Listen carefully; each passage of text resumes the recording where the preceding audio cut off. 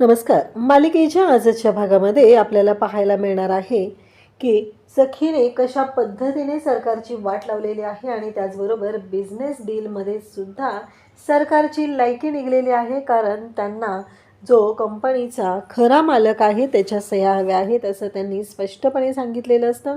आणि इथेच सरकारची वाट लागलेली आहे, म्हणजेच मनस्विनीची वाट लागलेली आहे. हे सगळं कशा पद्धतीने घडणार आहे ते आपण पाहणार आहोत. त्यासाठी हा व्हिडिओ शेवटपर्यंत पहा. त्याचबरोबर चॅनलवरती नवीन असाल तर चॅनलला नक्की सबस्क्राईब करा. इकडे आता सखीची खरी आई तिला घेऊन नर्स बाहेर येत असते. जेव्हा नर्स तिला घेऊन बाहेर पडत आहे तेव्हा मात्र ते गुंड सरकारला फोन करतात आणि विचारतात की काय करायचं आहे. सरकार म्हणतात की ती ताब्यात आली की तिला घ्यायचं, डायरेक्ट गाडीत घालायचं आणि आपल्या नेहमीच्या ठिकाणी नेऊन टाकायचं आहे असं सांगितलं जातं. आता मात्र इकडे सरकारांनी स्वतः सांगितलेलं असतं काय करायचं आहे म्हटल्यानंतर त्या गुंडांना पण तेवढंच हवं आहे आणि त्या गुंडांनी तिला ताब्यात घ्यायचं आणि तिला घेऊन जायचं हे सगळं ठरवलेलं असतं. इकडे आता बिचारी ती बाहेर येत असते. त्या क्षणी तिला कुठलाही तिथे वेळ वाया न घालवता त्यांची जी किडनॅपरची गाडी असते त्या गाडीमध्ये टाकलं जातं आणि तिला घेऊन जात असतात. तेव्हा मात्र इकडे सरकार तिथंच बाहेर असते आणि ती खुश झालेली असते. तिला खूप छान वाटत असतं. फायनली तिच्या मनाप्रमाणे गोष्टी घडत असतात आणि ती म्हणत असते की चला, म्हणजे हे सगळं जे काही घडत आहे ना आता व्यवस्थित झालेलं आहे. म्हणजे तिला रक्त देण्यासाठी आणलं होतं ते कामही व्यवस्थित झालेलं आहे असं सरकारचं म्हणणं असतं. त्यानंतर इकडे पाहायला मिळतं की सखी नर्स तिथं आलेले असतात, सखीचं चेकअप करत असतात आणि सखीला पाहत असतात. तेव्हा मात्र नर्स तिथं सखीशी बोलत असतात आणि सखीला म्हणत असतात की काय झालं. परंतु सखी मात्र वेड्यासारखं वागत असते. हे नेहमीचं सखीचं असतं. सखी जराही विचार करत नसते. आपण काय करतोय, कसं वागतोय, काय बोलतोय या कोणत्याच गोष्टी तिला जाणवत नसतात. तेवढ्यातच तिथं आलेला असतो तो म्हणजे कान्हा. खरं तर सखीला खूप राग आलेला आहे कान्हाचा, म्हणून तर तिची एवढी चिडचिड होत असते. कान्हा तिथं आलेला असतो. तो म्हणत असतो की चला सूप पिऊन घ्या. त्यावर सखीचं असं म्हणणं असतं की नको आहे, मला नाही प्यायचं ते सूप असं सखीने स्पष्टपणे सांगितलेलं असतं. तेव्हा तिथे नर्स म्हणत असतात की काय प्रॉब्लेम आहे तुम्हाला सूप प्यायला, घ्या बरं तुम्ही सूप पिऊन. तेव्हा सखी म्हणत असते की नाही नको आहे मला, मी सांगितलं ना मला नाही प्यायचं त्याच्याकडून सूप. तेव्हा कान्हा म्हणत असतो की पण का, असं काय करताय. तेव्हा ती म्हणत असते की मला नको आहे तुझ्याकडून, मी सांगितलं आहे ना एकदा, मग झालं. तेव्हा तिथे असलेल्या नर्स विचारतात की तुम्ही कोण आहात. मग कान्हा सांगतो की मी नवरा आहे. मग सखीला त्या नर्स म्हणू लागतात की मग प्रॉब्लेम काय आहे तुमचा. नाही, तुम्हाला का प्यायचं नाही आहे सूप त्यांच्याकडून, प्रॉब्लेम काय आहे असं विचारलं जातं. आता मात्र सखीकडे काहीच उत्तर नसतं, कारण आपल्या घरातले प्रॉब्लेम लोकांना सांगून काय उपयोग आहे. शेवटी ती नर्स ओरडते सखीला आणि सांगू लागते की तुम्हाला सूप प्यावं लागेल, तुम्ही सूप पिऊन घ्या असं सांगते ओरडून. आता मात्र सखीकडे कोणताच पर्याय नसतो आणि सखी म्हणू लागते की ठीक आहे. मग सखी ते सूप प्यायला तयार होते. परंतु सखीला राग मात्र आलेला असतो आणि सखी म्हणत असते की एखाद्या माणसाने असा गैरफायदा घेऊ नये. कसं आहे, मला माहिती आहे माझी कंडिशन काय आहे, म्हणून आत्ता माझ्यावरती अशी जबरदस्ती केली जात आहे. परंतु माझ्या या परिस्थितीचा गैरफायदा घेऊ नये. कान्हा म्हणतो ठीक आहे, मग घ्या तुमच्या हाताने प्या असं कान्हा तिला सांगू लागतो. परंतु सखीला मात्र ते सूप स्वतःच्या हाताने काही पिता येत नसतं. मग सखी म्हणत असते की ठीक आहे. मग कान्हा तिला सूप पाजत असतो. आता नर्स ओरडून गेलेली असते. तेव्हा कान्हा मात्र म्हणत असतो की ही नर्स आहे का नक्की मास्तर आहे तेच कळत नाही आहे, कारण ओरडत तर अशीच आहे शाळेतले शिक्षिकेसारखे असं कान्हा बोलू लागतो. सखीची केसाची बड जी असते ती तिच्या डोळ्यावर येत असते. मग कान्हा तिची काळजी घेत असतो, काळजीने तिला सूप पाजत असतो, तिला काय हवं नको ते सगळं पाहत असतो. परंतु सखीच्या मनातला राग काही केल्या कमी होत नाही. सखीला खूप राग आलेला असतो. कान्हाने तिची फसवणूक केलेली आहे ही गोष्ट सखीला सहनच होत नसते, कारण सखीचं असं म्हणणं आहे की का माझ्याशी असं वागलास, का असं केलंस तू. असं म्हणत सखीला जो त्रास होत असतो त्या गोष्टी तिला खरं तर वैताग येण्यासारख्या झालेल्या असतात. कारण सखीचं म्हणणं असतं की कशासाठी काना माझ्याशी असं वागला. इथे तर काना एवढी काळजी घेत असतो सखीची, सखीला कळत नाही आहे की नक्की खरं काय आहे आणि खोटं काय आहे. अशी परिस्थिती सखीच्या समोर उभी राहिलेली असते आणि सखी मात्र कानाकडे पाहतच राहते. तेव्हा मात्र आता कानात केसाची बट तिथं असलेला जो रबर घेतो आणि त्याने तिच्या केसाची बट बांधून देतो. इकडे सरकार मात्र डील करण्यासाठी बसलेले असतात. त्यांचं बिझनेस डील सुरू आहे आणि मग सरकार आता त्या पेपरवरती सही करत असतात. कारण सरकारांना ते डील काहीही करून हातातून जाऊ द्यायचं नाही एवढं सरकारांच्या डोक्यात असतं आणि सरकारांनी त्यासाठी वाटेल ते प्रयत्न केलेले असतात. आता मात्र ते डील करणारे जे असतात ते म्हणतात की नाही, तुम्ही नाही सही करू शकत, कारण आम्ही सगळी माहिती काढलेली आहे. आता मात्र सरकारांना राग येतो. सरकार म्हणतात काय, मी सही करू शकत नाही आहे? तेव्हा ते म्हणतात की हो, तुम्ही सही करू शकत नाही कारण या कंपनीची मालकीन तुम्ही नाही आहेत. तेव्हा सरकार म्हणते मीच मालकीन आहे. तेव्हा ते म्हणतात आम्ही सगळी माहिती काढलेली आहे. कारण राघव कामत यांनी ही कंपनी त्यांच्या मुलीच्या नावावर केलेली आहे. तुम्ही मालक नाही आहेत, तुम्ही केअरटेकर आहात हे आम्हाला माहिती आहे. आता मात्र सरकारचा पारा चढतो. कारण वकिलांनी ते मृत्यूपत्र वाचून दाखवलेलं असतं आणि त्यानुसार सांगितलेलं असतं.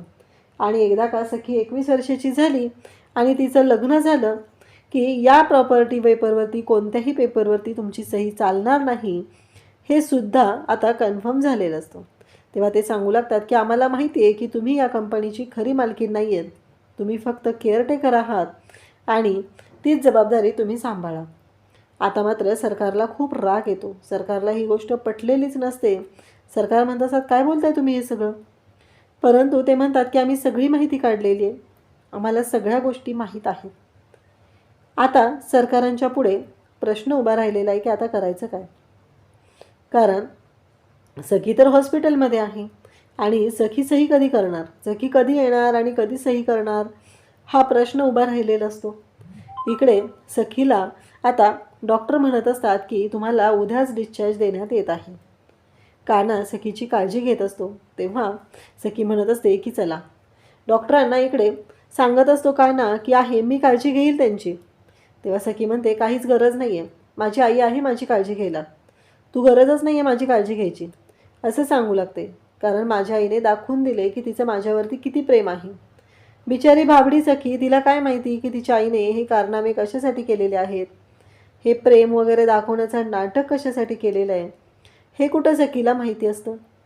आणि मग इकडे आता ते डील करणारे इकडे बोलत असतात सरकारला, काहीही झालं तरीही याच्यावरती आम्हाला सखी मॅडमच्या सह्या पाहिजेत, आम्ही अजिबात ऐकून घेणार नाही आहेत. कारण काहीही झालं तरीही सखी मॅडमची सही याच्यावरती होणं गरजेचं आहे असं त्यांचं म्हणणं असतं. कारण या पेपरवरती ज्या ओरिजिनल मालक ज्या आहेत त्यांची सही होणं गरजेचं आहे असं सुद्धा सांगितलं जातं. आणि तेव्हा मात्र आता कोणताच पर्याय राहत नाही आणि मग सरकारला माघार घ्यावी लागते. मग पुरुषोत्तम फोन करतो आणि तिकडून सांगितलं जातं की हो उद्याच डिस्चार्ज मिळतो आहे. तेव्हा सखी म्हणते ठीक आहे. इकडे सरकार म्हणतात की ठीक आहे, काही हरकत नाही आहे, उद्या या पेपरवरती सह्या होतील. आता सखी उद्या येणार आहे, सखीच्या सह्या त्या पेपरवरती घ्यायच्या आणि आपलं डील फायनल करायचं हे ठरलेलं असतं. म्हणजे सरकारांनी स्वतःच सखीला डिस्चार्ज मिळवून आणलेला असतो. आणि इकडे आल्या आल्या सखीला खूप आनंद झालेला असतो. आणि मग सखीला मोठी काकू म्हणजे मीनाक्षी काकू म्हणत असते की अगं तुला तर लागलं होतं ना, आम्हाला वाटलं काय होईल काय माहिती.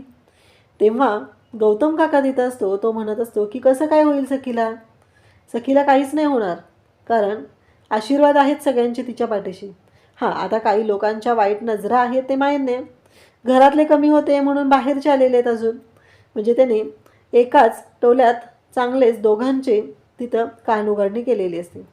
म्हणजे काना आणि त्याचबरोबर मीनाक्षी काकू या दोघांनाही चांगलाच टोमणा लगावलेला असतो. तेव्हा मात्र ते पाहत असतात आणि मग सखीचं औक्षण केलं जातं. सखी घरात येते आणि आल्या आल्या सखीला खूप आनंद झालेला असतो. सखी धावतच तिच्या आईकडे जाते आणि म्हणू लागते की मला ना खरंच सरकार खरंच खूप भारी वाटलं आई. नाही, सरकार नाही, आईच. कारण आज आई म्हणून तुम्ही जे माझ्यासाठी केलं आहे ना, ते खरंच खूप मोठं आहे. आणि आल्या आल्या सखीच्या हातामध्ये ते पेपर दिले जातात आणि त्या पेपरवरती सरकार तिला सही करायला सांगतात. तेव्हा मात्र सखीच्या पायाखालची जमीन सरकते. सखी म्हणते, मी नाही सही करू शकत आहे, माझ्या हाताला प्लास्टर आहे. सरकार म्हणतात की सही करावी लागेल. सखीचं म्हणणं असतं की मी कशी करणार ना सही, माझ्या हाताला तर प्लास्टर आहे ना. सरकार म्हणत असतात की त्यासाठी तर तुला हॉस्पिटलमधून घरी आणले डिस्चार्ज मिळवून, आणि तू सही करायला नाही म्हणतेस. सखी म्हणते म्हणजे? तेव्हा ती म्हणते की हो, प्रॉपर्टी पेपरवरती सह्या बाकी होत्या म्हणून तर तुला घरी आणलेलं आहे. नाही तर मला अजिबात इंटरेस्ट नव्हता तुला रक्त देणं आणि त्या सगळ्या गोष्टी करणं. गरजच नाही आहे त्या गोष्टींची. कारण हे सगळं जे काही मी केलेलं आहे ना, ते फक्त माझ्या स्वार्थासाठी केलेलं आहे. याच्यामध्ये मी कोणताही तुझा विचार केलेला नाही. मला तुझ्याशी देणं घेणंच नाही आहे. तू जिवंत राहिली काय आणि नसली काय मला काही फरक पडत नाही आहे. हे सरकार जेव्हा बोलतात तेव्हा सखीला खूप वाईट वाटतं. सखी म्हणत असते की माझी आई म्हणून मी एवढं सगळं करत होते पण त्याचा काहीच उपयोग झालेला नाही आहे. सरकार चिडलेले असतात. सखी म्हणत असते की मी सही करणार नाही. आणि आता सरकारांना खूप राग येतो. त्या सखीच्या अंगावर धावून जातात. तेव्हा कानामध्ये येतो आणि काना म्हणतो की काय चाललंय हे? अहो, सखी मॅडम आत्ताच आलेत, बेबी सरकार आत्ताच घरी आलेत, करतील त्या, त्यांचा हात बरा झाला की सही करतील. तेव्हा सखी म्हणते की नाही, आणि तू मध्ये बोलूच नकोस रे, तुझी लायकी काय यामध्ये बोलायची. असं म्हणत सखी कानावरती डाफरते आणि सरकारांना सांगते की मी कोणत्याही पेपरवरती सही करणार नाही. कारण माझ्या आईने माझ्यासाठी हे सगळं एवढं केलं होतं ना, मला माहिती आहे, मला बाबांनी सांगितलेलं आहे. बाबांच्या मृत्यूपत्रानुसार मला कळलेलं आहे की आता तुम्हाला माझी गरज लागणार आहे आणि म्हणून तुम्ही माझ्याशी एवढं चांगलं वागत आहात. असं म्हणत सखीने आता सरकारला लायकी दाखवलेली असते आणि सांगितलेलं असतं की काहीही झालं तरीही मी या पेपरवरती सही करणार नाही. आणि त्याचबरोबर इकडे सगळेजण पाहतच राहतात. तेव्हा मात्र सगळ्यांना धक्का बसलेला असतो. सरकारच्या विरोधात सखी जे काही बोलत असते त्यामुळं सरकारचा पाणउतारा झालेला असतो. सखी म्हणत असते की हे बिझनेस, हे एम्पायर मी एवढं उभं केलेलं आहे, तुझ्यामुळं ते माझ्या हातातून जाऊ देणार नाही.